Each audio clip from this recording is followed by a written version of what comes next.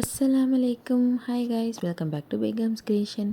இன்றைக்கி நம்ம சேனலில் என்ன வீடியோ பார்க்க போகிறோம் அப்படின்னு பார்த்தோன்னா, ஒரு குக்கிங் வீடியோ தான். பன்னீர் சாண்ட்விச் எப்படி செய்கிறது அப்படின்னு சொல்லிட்டு தான் பார்க்க போகிறோம். வீட்லேயே ஈஸியாக எப்படி செய்கிறது அப்படின்னு பார்க்க போகிறோம். ஃபர்ஸ்ட் வந்து பன்னீர் வந்து மசாலா, அந்த உள்ளே வைக்கிற ஸ்டஃபிங் பன்னீர் மசாலா வந்து செய்யலாம்.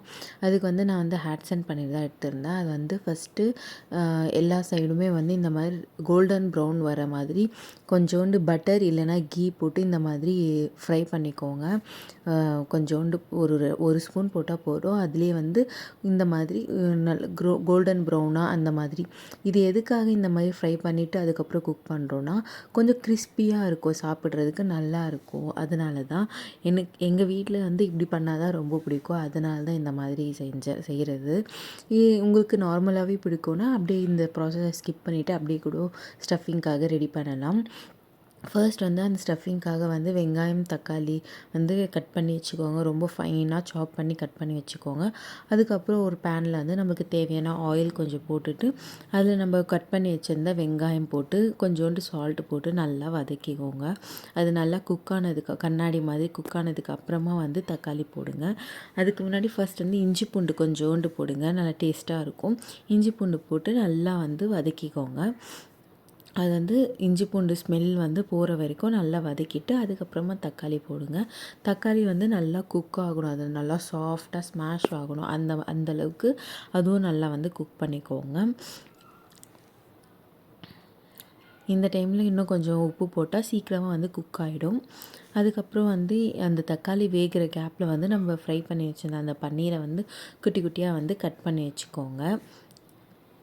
ஸ்டஃபிங்க்கு ஈஸியாக இருக்கும் குக் பண்ணுறதுக்கு. அதனால் இந்த மாதிரி நான் கட் பண்ணுற மாதிரி குட்டி குட்டியாக க்யூப்ஸாக வந்து கட் பண்ணி வச்சுக்கோங்க.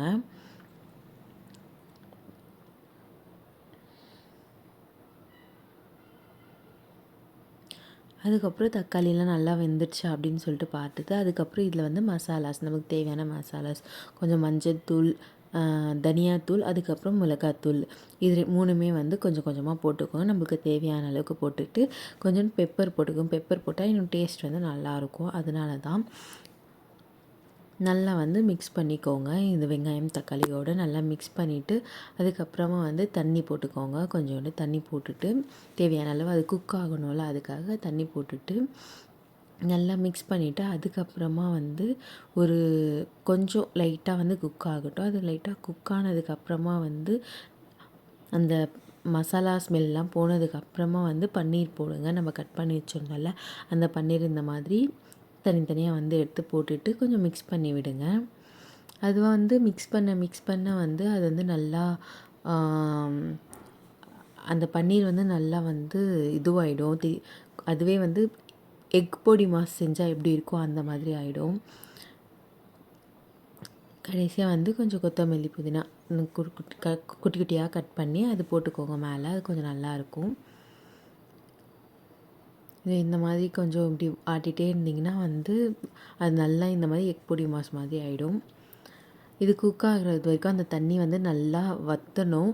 அது வரைக்கும் நம்ம வந்து மயோனைஸ் ரெடி பண்ணிக்கலாம். நான் ஆல்ரெடி மயோனைஸோட வீடியோ வந்து போட்டிருக்கேன் பாருங்கள். ஹெல்த்தியான மயோனைஸு, பாயில்டு எக்கு, பூண்டு, உப்பு, அப்புறம் கொஞ்சோண்டு பெப்பரு, கொஞ்சம் சால்ட்டு, கொஞ்சம் சுகரு, அதுக்கப்புறம் தண்ணி, ஒரு ஸ்பூன் ஆயிலு, ஒரு ஸ்பூன் லெமன், இதெல்லாம் போட்டு நல்லா கிரைண்ட் பண்ணிக்கோங்க. நல்லா ஃபைன் பேஸ்ட்டாக கிரைண்ட் பண்ணிட்டிங்கன்னா இந்த மாதிரி ஹெல்த்தி மயோனைஸ் வந்து ரெடி ஆகிடும். சூப்பராக இருக்கும் டேஸ்ட்லாம்.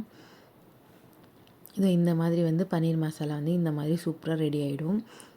இந்த மாதிரி நல்லா வற்றினதுக்கு அப்புறமா வந்து ஆஃப் பண்ணி ஆற வச்சிடுங்க. ஓகேங்களா?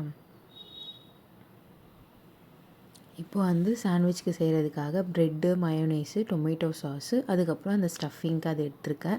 என்கிட்ட பட்டர் இல்லாததுனால நான் கீ எடுத்திருக்கேன். உங்கள்கிட்ட பட்டர் இருந்துச்சுன்னா அது யூஸ் பண்ணுங்கள். ஒரு சைடு வந்து மயோனைஸும் ஒரு சைடு வந்து டொமேட்டோ சாஸும் அப்ளை பண்ணிவிட்டேன். ப்ரெட்டில் அப்ளை பண்ணிவிட்டு அதுக்கப்புறம் நம்ம ஸ்டஃபிங் எவ்வளோ வேணுமோ அதுக்கேற்ற மாதிரி வச்சுட்டு அதை அப்படியே க்ளோஸ் பண்ணி, என்கிட்ட வந்து டோஸ்டர் இருந்துச்சு, சாண்ட்விச் மேக்கர். அதை வந்து நான் அதில் தான் வந்து பண்ணேன். ஃபர்ஸ்ட் வந்து கீ போட்டு குக் பண்ணிக்கிட்டேன். நல்லா இதோ இந்த மாதிரி வந்து பண்ணிவிட்டேன்.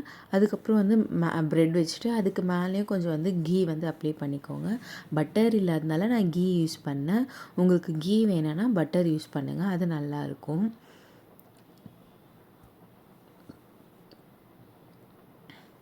இந்த மாதிரி அப்ளை பண்ணி அப்படியே க்ளோஸ் பண்ணிவிடுங்க. க்ளோஸ் பண்ணிவிட்டா கொஞ்சம் நேரத்துலேயே வந்து குக் ஆகிடும். இந்த இடத்துல ரெட் கலர் லைட் எரியுதுங்களா, இது வந்து க்ரீன் கலர் லைட் இப்போ எரியுது பாருங்கள். இந்த மாதிரி வரும்போது ஓப்பன் பண்ணால் இந்த மாதிரி குக் ஆகிடும். அதை எடுத்து வச்சு சர்வ் பண்ண வேண்டியது தான். கட் பண்ணிக்கோங்க. உங்களுக்கு தேவையான வெஜ்ஜிஸ் கூட ஆட் பண்ணிக்கலாம்.